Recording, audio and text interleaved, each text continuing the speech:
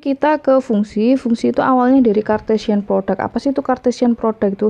Cartesian product itu adalah pasangan dari semua himpunan.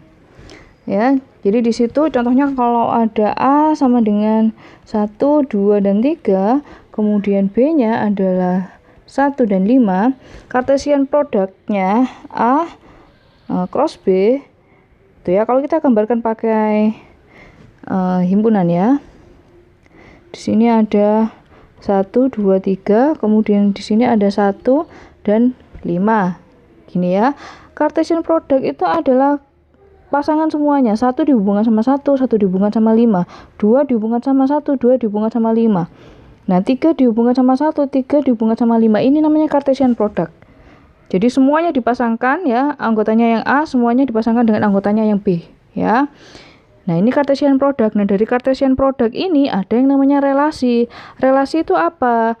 Relasi itu adalah subset dari Cartesian product. Subset dari hasilnya Cartesian product tadi. Misalkan ya, saya ambil relasinya ya. Contoh dari relasinya adalah seperti ini.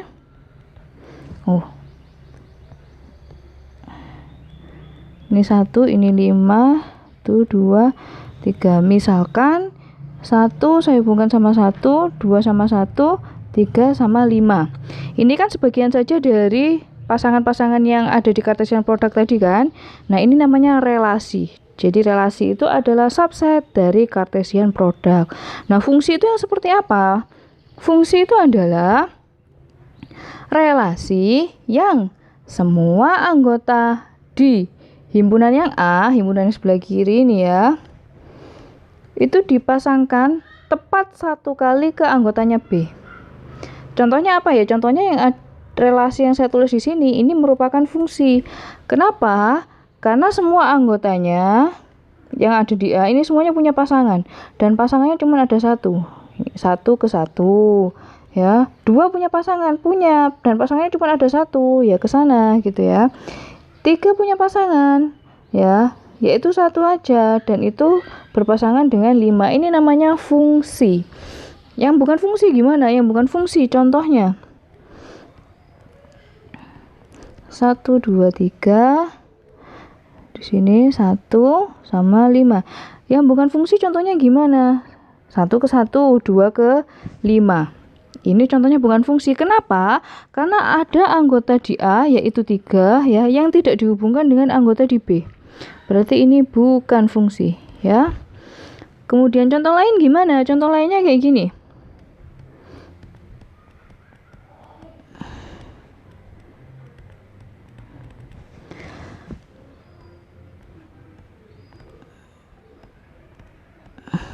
Nah, contoh lainnya seperti ini. Ini bukan fungsi. Kenapa? Kalau kita perhatikan ini ya, 1 yang ada di A itu punya pasangan 2, yaitu 1 dan 5. Ini tidak boleh.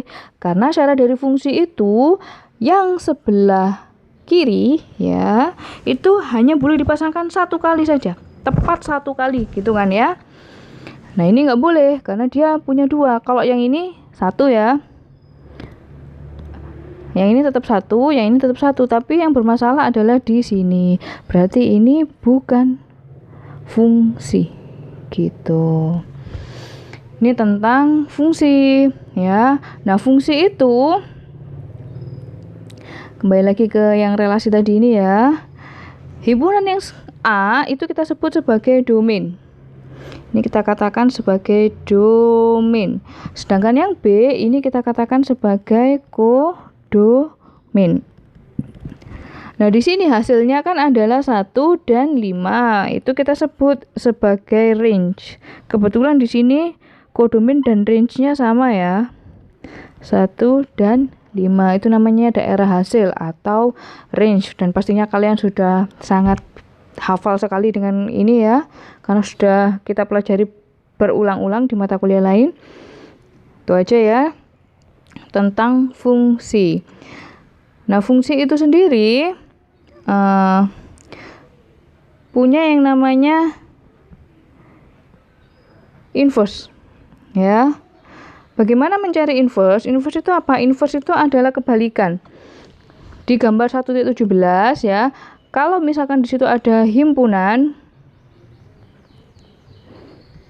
nih ya, ini himpunan A, ya, ini himpunan B, ada fungsi yang memetakan A ke B ya. Nah, kalau di situ ada daerah, ini kita sebut sebagai E, daerah yang E. E ini hasil fungsinya atau range-nya kita sebut sebagai FE kan, karena dia hasil pemetaannya. E ini punya pasangan FE gitu ya. Kalau inverse itu apa? Inverse itu dari yang B dikembalikan lagi ke sana. Ini adalah F inverse-nya. Gimana caranya? Dari B dikembalikan lagi ke A.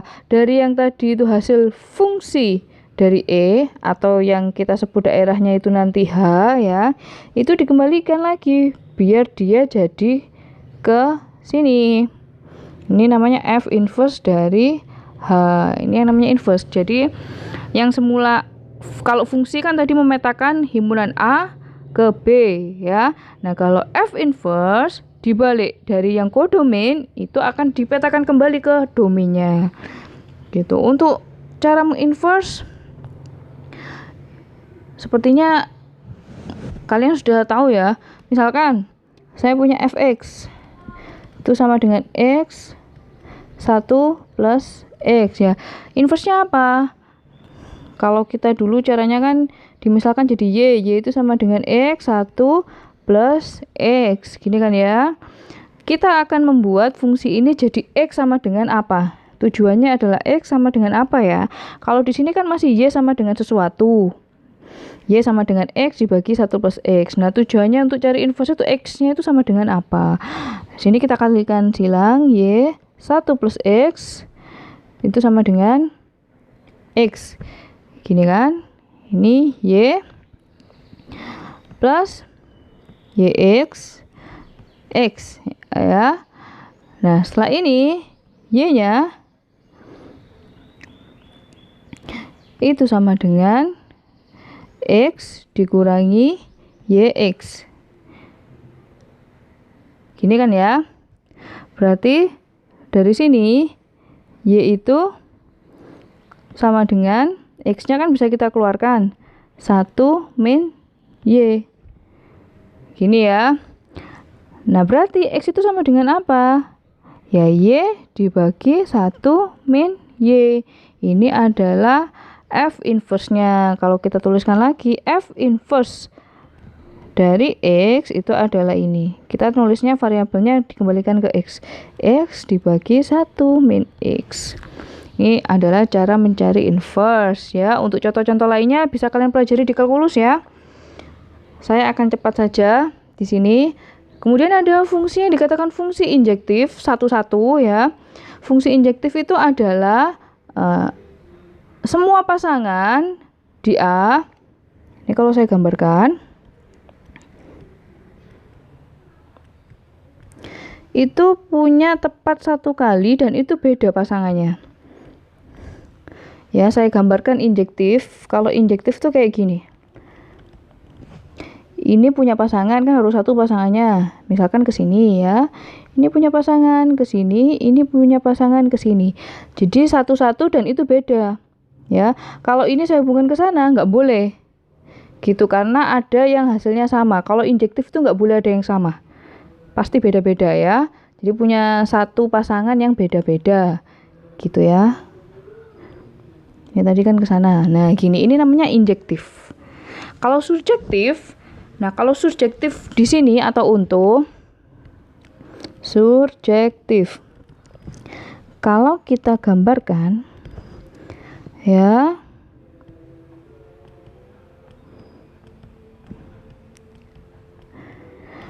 surjektif itu semua anggotanya yang di B ya itu habis berpasangan dengan yang A. Contohnya, ini saya pasangkan ke sini, tetap memenuhi sifat-sifatnya fungsi ya. Dia hanya punya 1 pasangan aja. Nah, ini ke sana, ini ke sini.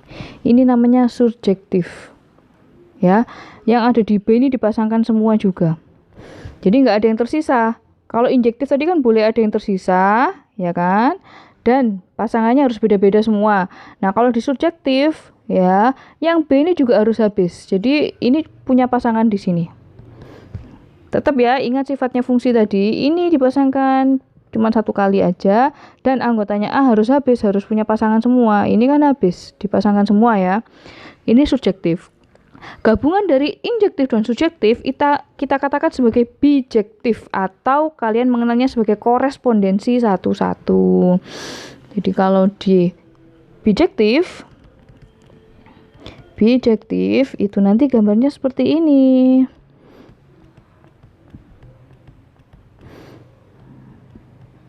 Nah, misalkan kayak gini, ini bijektif.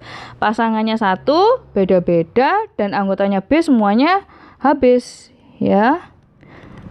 Nah, ini kalau fungsi itu kita katakan bijektif, berarti banyak anggotanya A pasti sama dengan banyak anggotanya B.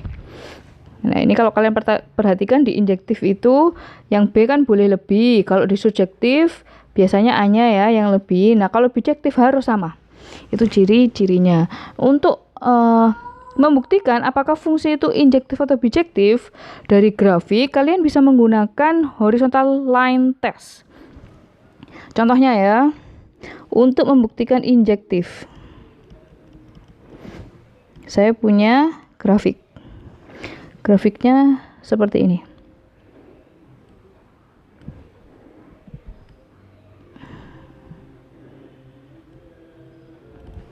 Nah, grafiknya terputus seperti ini, nggak apa-apa ya, grafik terputus itu nggak masalah.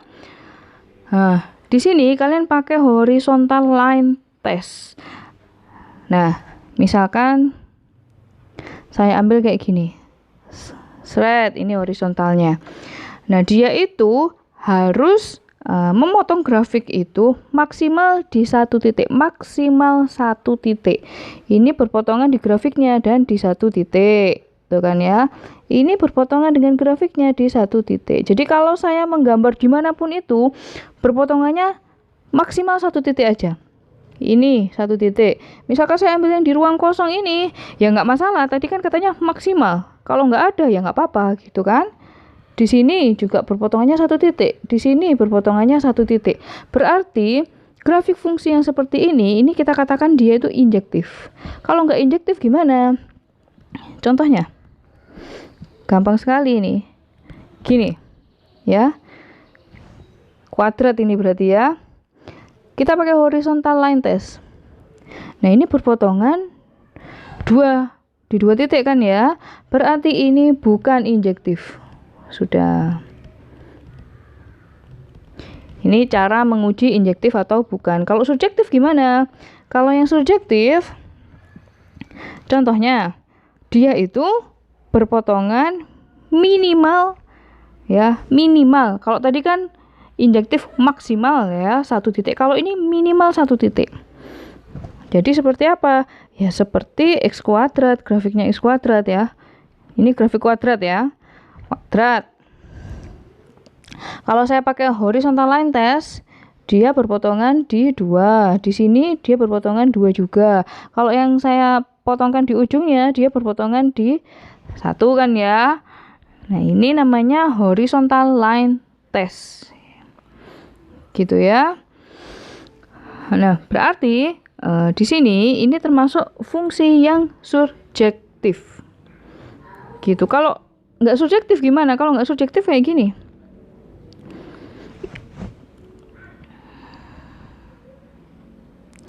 Saya punya grafiknya.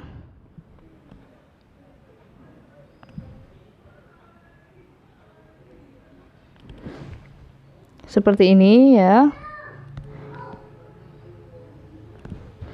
Gini. Nah, ketika saya potong di daerah sini ya, dia itu tidak memotong grafik. Berarti ini bukan merupakan surjektif.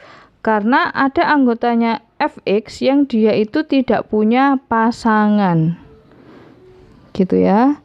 Ini kan nggak memotong grafik. Ya, padahal tadi kalau subjektif itu harus memotong minimal di satu titik. Gitu. ya. Kalau bijektif berarti harus memenuhi injektif sama subjektif, gitu aja ya. Inverse tadi sudah. Kemudian fungsi komposisi. Fungsi komposisi itu adalah kita melakukan dua fungsi, ya. Kita melakukan dua operasi fungsi di situ. Ini kalau di gambar 1.18 A dipetakan ke B melalui fungsi F. Nah, sedangkan himpunan yang B dipetakan ke C melalui fungsi G. Jadi komposisinya F dan G, atau kita notasikan dengan G komposisi F, yaitu memetakan A langsung ke C. Ya, A langsung ke C. Penulisannya dari G tapi ya, G komposisi F. Tapi operasinya dari F dulu baru G. Menulisnya aja dibalik ya. Gitu. Contohnya ada fx, 2x, gx, 3x kuadrat min 1. Fx itu sama dengan 2x, gx ini sama dengan 3x kuadrat min 1, ya. Kalau ditanyakan G komposisi F ya. G komposisi fx itu apa? Berarti G fx. Gini kan, kalau ini x, ininya kan ikut x ya. Ingat ini ya, gx 3x kuadrat min 1. Kalau yang di dalam kurungnya itu fx, ya berarti kita tulis fx 3 fx kuadrat dikurangi 1. Gini, 3 fx-nya apa? Fx-nya 2x, 2x kuadrat min 1. Jadi ini sama dengan 3 dikali 4x kuadrat min 1. 12x kuadrat min 1. Ini adalah G komposisi F-nya. Kalau F komposisi G-nya gimana? F komposisi G, X. Ini berarti F GX ya. Nah, Fx. Kalau ininya X, ininya X. Kalau yang di dalam kurung itu GX, ya berarti diganti GX. 2 kali GX. 2 dikali GX-nya apa? GX-nya adalah 3X kuadrat min 1. Gini ya. Ini dikalikan ini, 6X kuadrat min 2. Ini F komposisi G-nya. Ya, ingat. Kalau komposisi itu kalian juga harus memperhatikan domainnya. Jadi domainnya itu bisa berubah kalau komposisi itu ya. Kalau ini kebetulan dia tidak berubah. Kenapa? Karena fungsinya ini sama fungsi polinomial. Polinomial itu ya kayak gini bentuknya ya. Ini polinomial, dia nggak ada pecahan-pecahannya, nggak ada akarnya, itu polinomial. Jadi nggak ada domainnya yang berubah. Dia tetap semua X bisa kita masukkan ke situ, intinya gitu. Nah, tapi kalau fungsi yang ada syaratnya itu kalian harus hati-hati, seperti contoh yang di situ fx sama dengan 1 min x kuadrat, gx-nya akar x. Nah, di situ fx 1 min x kuadrat itu polinomial. Apapun nilai x-nya, ya berapapun nilai x-nya, nilai fx-nya kan pasti ada. Masalahnya di gx, gx itu akar x.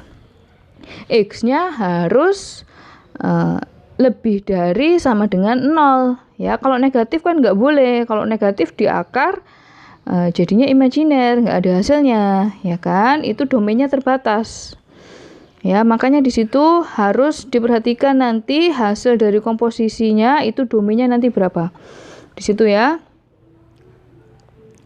Nih di sini ini ya. Nih.